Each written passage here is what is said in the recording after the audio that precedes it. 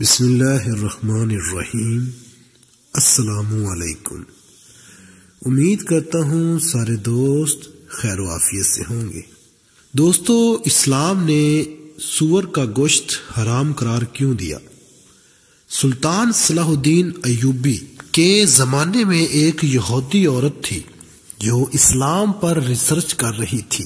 اس نے اسلام کے بارے میں بہت کچھ سیکھا، بہت کچھ پڑھا۔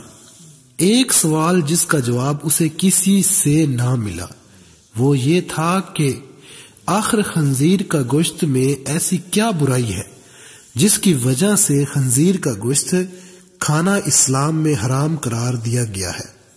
صرف یہی ایک بات تھی جو اس کو اسلام قبول کرنے سے روک رہی تھی۔ اپنے اس سوال کا جواب حاصل کرنے کے لیے وہ سلطان صلاح الدین ایوبی کے دربار میں پہنچ گئی اور عرض کیا، سلطان معظم، میں نے اسلام کے بارے بہت کچھ پڑھا ہے اور بہت کچھ سیکھا ہے، حتیٰ کہ میں اس جگہ پر آ کھڑی ہوئی ہوں کہ اسلام قبول کر لوں، لیکن ایک بات ہے جو مجھے اسلام قبول کرنے سے روک رہی ہے، اور وہ بات یہ ہے کہ اسلام خنزیر کا گوشت کھانے سے کیوں منع کرتا ہے۔ اسلام نے جس چیز کے بارے میں منع کیا ہے وہاں اس کی دلیل ملی ہے، لیکن خنزیر کا گوشت حرام ہونے کی کیا وجہ ہے، اس بارے میں مجھے ابھی تک کوئی مضبوط دلیل نہیں ملی۔ میں نے بائبل کو پڑھا تو بائبل میں بھی خنزیر کا گوشت کھانے سے منع نہیں کیا گیا، لیکن اسلام کیوں منع کرتا ہے؟ آخر اس گوشت میں ایسی کیا خرابی ہے کہ اسلام اس کو کھانے سے منع کرتا ہے؟ سلطان صلاح الدین ایوبی نے اپنے ایک مشیر کو حکم دیا کہ بائبل کی وہ کتاب میرے پاس لے آؤ جو اپنی اصلی حالت میں موجود ہے۔ جب بائبل کی کتاب پیش کی گئی تو سلطان نے وہ حوالہ تلاش کر کے اس یہودی عورت کو دکھایا جہاں لکھا ہوا تھا کہ خنزیر کا گوشت کھانا منع ہے۔ خاتون حیران ہو کر کہا، یہ کیا بات ہوئی؟ میرے پاس جو کتاب ہے اس میں تو لکھا ہوا ہے کہ خنزیر کا گوشت کھانا منع نہیں۔ یہ سن کر سلطان نے جواب دیا، مجھے ترس آتا ہے تمہارے ان لکھاریوں پر جنہوں نے اپنی عیاشیوں کے لیے اس پاک کتاب کو اپنے لفظوں سے تبدیل کر دیا ہے۔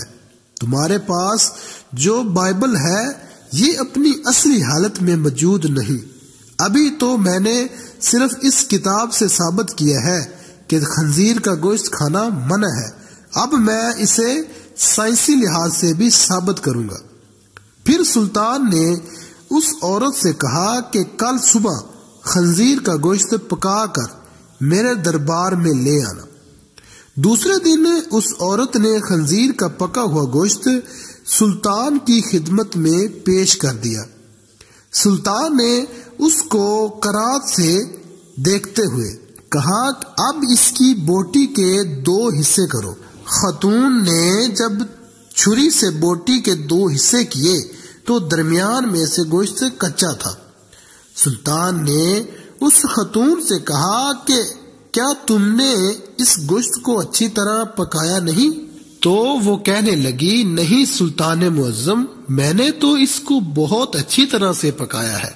تو سلطان نے کہا کہ اب تمہاری سمجھ میں یہ بات آ گئی ہوگی کہ یہ حرام گوشت ہے، اسے جتنی بھی اچھی طرح پکایا جائے یہ درمیان میں کچا رہ جاتا ہے، اور جب یہ تمہارے پیٹ کے اندر جاتا ہے تو بہت سی بیماریوں کا سبب بنتا ہے۔ دوسری بات یہ کہ سور جس جگہ رہتا ہے یہ اپنے ارد گرد کی تمام گندگی حتیٰ کہ انسانوں کی گندگی کو بھی کھا جاتا ہے۔ اس کی خوراک بہت ہی غلیظ ہوتی ہے، اس حوالے سے وہ غلاظت اس کے گوشت میں بھی شامل ہوتی ہے جو بذات خود بیماریوں کا منبع ہے۔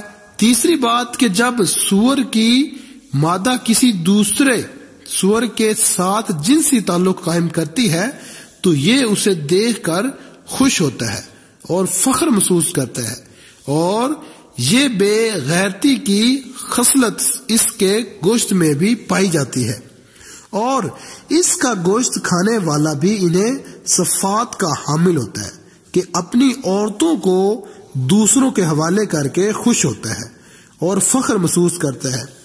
یہ واحد جانور ہے جس میں اتنی غلاظت اور بے شرمی بھری ہوئی ہے۔ جب آپ ایسے جانور کا گوشت کھائیں گے جس کی بنیاد غلاظت سے بھری ہوئی ہے تو وہ آپ کو کیا فائدہ دے گا؟ یہ بات سن کر وہ یہودی عورت سلطان صلاح الدین ایوبی رحمت اللہ کے سامنے جھک گئی اور کہا کہ سلطان معظم، اب آپ ہی مجھے کلمہ پڑھائیں۔ سلطان صلاح الدین ایوبی نے اس عورت کو کلمہ پڑھایا اور تمام دربار اللہ اکبر کے بلند نعروں سے گونج اٹھا۔ سبحان اللہ۔